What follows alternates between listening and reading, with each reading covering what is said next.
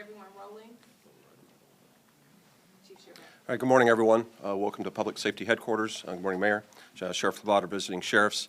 We are here today to give you an update on an important case that we have been investigating, and I want to commend the work of the investigators of the Atlanta Police Department who've been working tirelessly on this case to bring about the resolution that you hear about today. But it's important for me to acknowledge the other families who have lost loved ones to violence and to crime, and for them to know that this department continues to work aggressively around the clock on their loved one's case as well. And the same measures that brought about the update of the arrest you will hear today continues to be applied in those cases. And this department will not rest until we bring justice to every family who has lost a someone to crime. And so please know that is our commitment as a police department to everyone. And what you will hear about today, that talent continues to be applied to your case as well. So this morning I'd like to ask Deputy Chief Hampton, who commands our Criminal Investigation Division, to come forward to give an update on this case and to continue to let the family of James Thomas Jr. know that they are in the prayers of the Atlanta Police Department, and we continue to grieve with you at this time. Chief. Good afternoon, Deputy Chief Charles Hampton Jr. As everyone remembers, on December 29th in the early morning hours, James Thomas Jr. Was shot and killed on the 1900 block of Bolton Road. On yesterday afternoon, the two detectives behind me that worked on this case, Scott DeMeester, Kevin Lee, and Packer, was able to identify a suspect, get him apprehended by Zone 1 patrol officers, and he is in custody at the, I believe, Cobb County Jail now. But again, as Chief Sheriff stated, this was just great work by the team, homicide team, our crime scene technician. We spent hours canvassing, looking for additional information. But also, it shows the work of citizens, the 911 caller, some truck drivers that had dash cam videos, and just the technology that the city of Atlanta has to lead to investigations and success like this. So again, Alton Oliver, 26-year-old male, was taken into custody, charged with felony murder, aggravated assault, and possession of firearm during a commission of a felony. And he was arrested yesterday. But again, this work could not have been done by the two investigators behind me. The day, early morning, when they initially received the call, they worked over New Year's to bring this to a successful conclusion. So great work by Team Homicide again. And at this time, Mayor will come up. Thank you, Chief Hampton. And I first want to say my thoughts and prayers remain with this family as they grieve right now, and also to the co-workers of our friend and Deputy James Thomas Jr. I continue to pray for the strength and the resolve of his family, and to this whole family unit, the team members here, the co-workers, those that are in law enforcement, as we've lost one. I also want to thank the men and women of the Atlanta Police Department, as was stated by Chief Shearbaum and stated by Chief Hampton. This is a result of good police work in bringing individuals who commit heinous crimes, bringing those individuals to justice. While the investigation is still ongoing, as this individual has been incarcerated now, there's still a lot that we are learning in this process, and what we do know is that this is a preventable death. You have heard me say this before recently and time again, that Atlanta is a group project, and our lives are intertwined as we are all responsible, really responsible truly for each other. So as was mentioned by Chief Hampton, our camera network called Connect Atlanta was very instrumental in helping bring this individual to justice. So I encourage businesses and residents to sign up for connectatlanta.org. That's connectatlanta.org. These great citizens, these truck drivers that helped us with the dash cam, and also the other individuals who we were able to utilize the camera network to bring this individual to justice. This is helpful in doing so. Earlier this year, we had a goal of getting 10,000 cameras, and we've exceeded that in 2022. So now we want to keep going in 2023.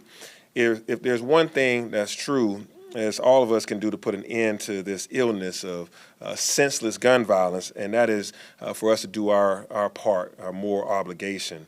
APD and Fulton County Sheriff's Office have worked together tirelessly time and time again, and this is another a tribute to our commitment of collaboration. I've been here just a few weeks ago when we worked together, and it's good to see our partners here for Gwinnett and Cobb that are working together.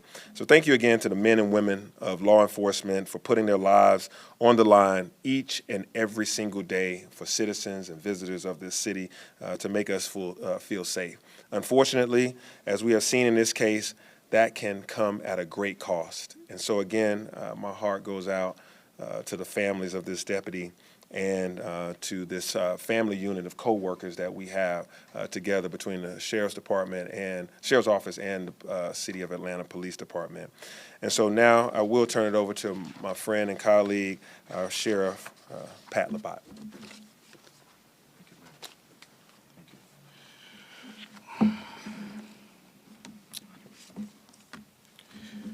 Good morning. I would first like to thank the mayor for his leadership, and certainly Chief Sherbaum, and really for their constant and stalwart support. Certainly across the nation as sheriffs, and we have two of the best with us here today, Kebo Taylor from Gwinnett County, as well as Sheriff Owens, if you recall, not too long ago just lost 2 deputies as well. So as the mayor said, this endless gun violence needs to stop. Early last Thursday morning, I had the unenviable task of reaching out to a mother, reaching out to a family, reaching out to our work family to inform them of the loss of Fulton County Deputy James Thomas. I'd like to thank all of you for the hundreds of texts, emails, prayers, constant prayers, as well as phone calls.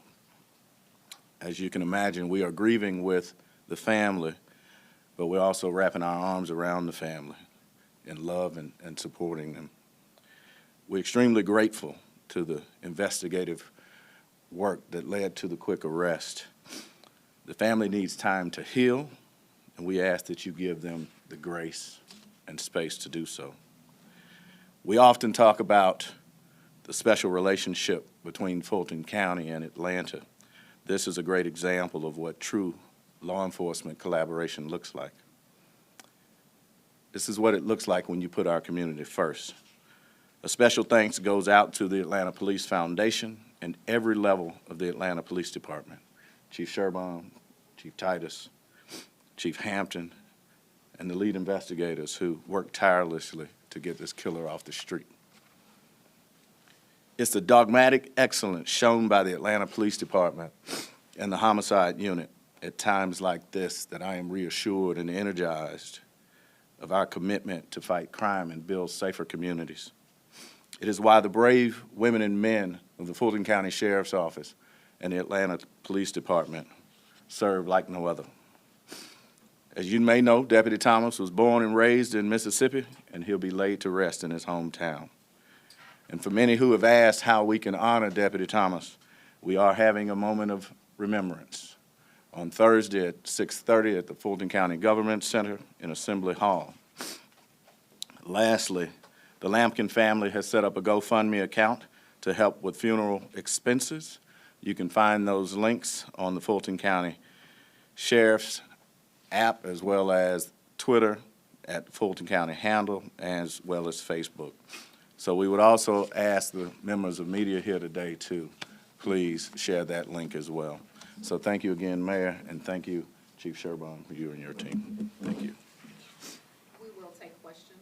What more can you tell us about the suspect, James Fulton Oliver? Is that his name? Has he had any prior criminal history? Yes, just the criminal history is just traffic related, nothing of violence in his criminal history. How did you track down the suspect, and how did the camera network come into play? Again, the gentleman behind me, just working, looking at the cameras, they were able to get some lead on a vehicle. We know that a co-worker dropped him off. And again, just from there, just the hard work that these men behind me did to gain the information. and then they just went to the workplace of the individual and was able to have a traffic stop conducted and get him to custody on yesterday. Deputy Chief, was this a drive-by incident? Can you tell me a little bit about that? And do you have any idea what the motivation was at this point? And as you know, for me, I really don't like to get into the details. There's another process. There is a court process that has to take place. But I will tell you that the suspect was on foot. And right now, there's some type of argument that escalated to the gunfire. Any word on any connection between the suspect? Right now, it appears that they did not have any previous relationships or knowledge of one another. Just this, whatever happened out there on the street. And as I think the mayor stated, there's still some work to do that these gentlemen have to do to get this trial ready. But it does not appear at this time that there was any previous associations. Deputy Chief, was the shooting prior to the accident with the vehicles, or did it happen around the same time? Can you tell me the timeline? And again, obviously, being struck, there's going to be in a motor vehicle. The accident appears to happen immediately after the victim was shot. All right, thank you, everyone.